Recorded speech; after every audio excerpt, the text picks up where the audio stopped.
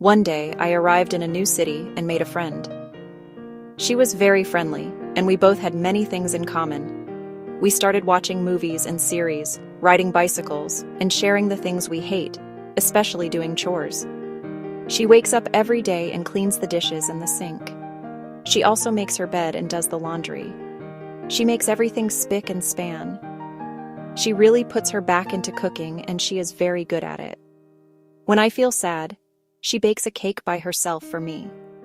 That's why I think she is a true friend. My pal and I are inseparable. She spends her days taking short walks and writing, while I spend my time seeing someone. At the beginning, I met him at my university, and he took the action to propose. He told me about himself, and I knew that he was a respectful and hardworking man. He was doing his best to balance both work and university life. Now we were planning our wedding.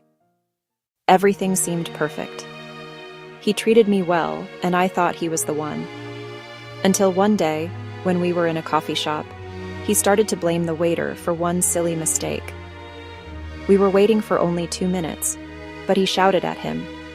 Then he interrupted me many times while we were talking about the wedding. I didn't know what happened to him. It felt like he had lost the spark in his eyes. He wasn't the man I knew anymore.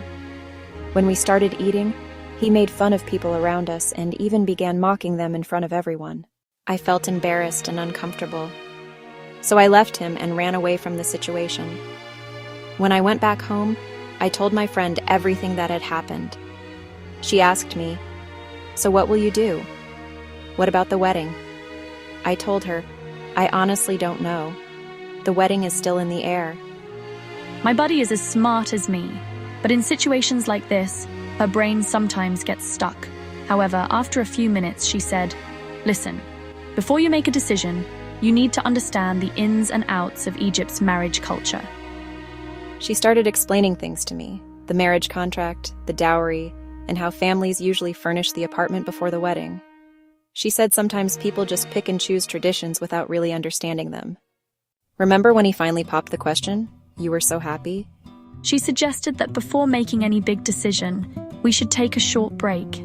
Why don't you travel for a few days? So we decided to book a short trip. We booked in advance a luxurious hotel with a sea view. When we arrived, the hotel lobby was beautiful, and the staff treated us like royalty. The next morning, we received a wake-up call, and we went to explore the nearby places. We tried different Egyptian cuisines, especially traditional food. My friend even joked with the chef, using her great sense of humor.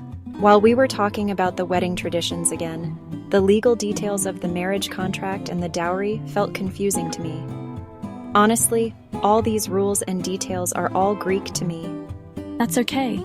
For now, just focus on yourself. Love should make you feel respected, not embarrassed. That night, while sitting in front of the sea and looking at the waves, I thought about everything. The good memories, the bad moment at the cafe, and all the odds and ends of planning a wedding. And for the first time, I realized something important. A wedding can be planned in advance, but respect and kindness cannot be forced.